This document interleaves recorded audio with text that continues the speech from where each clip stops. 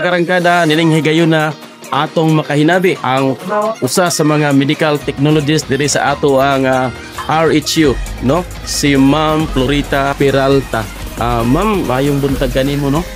Mayong buntag po sa imo, ha? Okay. Ma'am, ano na lang ko'y usa ka pangutana nimo. Babae nining gipahigayon karon nga blood donation. Ma'am, kay asam ni nga event? Kini siya kuan ni siya celebration ni nato sa ato ang National Blood Voluntary Services Program. Sa isa ka tuig agi na siya month na atong i-celebrate.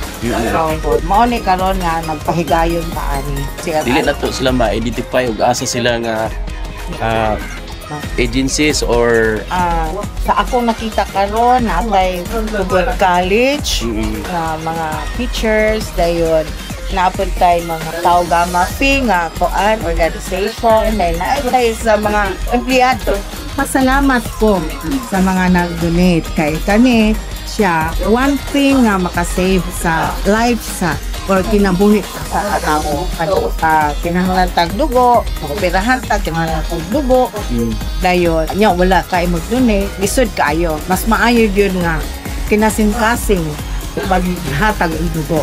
Kanang mo donate, napo na siya benepisyo nga makuha. Like for example, low risk siya sa iyang hypertension, kuan kang dugo, kay ang RBC mo na to atong dugo is 130 days na gina siya. Mo mature gina siya kada 30 days. After 130 days, mura na siya mamatay, no?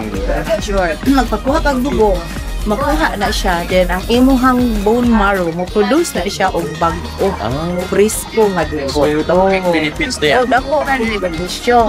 Then sa kanunay kay permanent ta pwede ta makapakuha og dugo makapat sa isa ka tuig every quarter. So depende sa examination. So ang isa po na ka benepisyo kay kung makuha kag dugo ma-examine ta. So examine ka nga dili ka anemic or kanang sa malaria, examine ka sa HIV, sa HEPA, na siya libre na siya kung mag-donate ka. So ma'am, sa may mga kwalipikado aning atong mga igsuunan, na kwalipikado ba ang adunay high blood? High blood? Depende. Depende. Kaya pwede siya ang qualification dito sa atong donor tama ayong paglawas then from 18 to 60 years old. Kung namay mo donate og 16, kinahanglan pa namo og permiso sa ginikanan.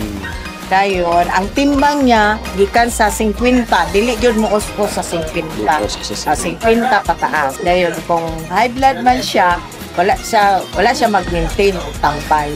Dili pwede to. Okay lang basta wala mag-maintain og tampay. Dili ko to mga diabetic, dili to siya pwede. So, katupong nabakunahan sa kanang anti-rabies, dili ko siya pwede within 1 year na tato. Kung bago ang tato, wala pa maabot ng tuig, dili siya pwede.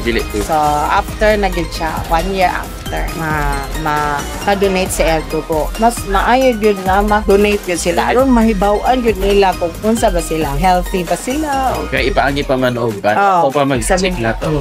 Examination ng ato ang dugo. Okay, mga Florita, dagan kayong salamat, no?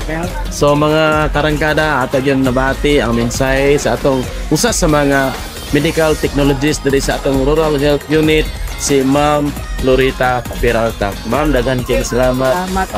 Okay. So, mga karangkada, nanuka diri sa Rural Health Unit, kini si Ronel DG Idol Pipito. Karangkada News Update.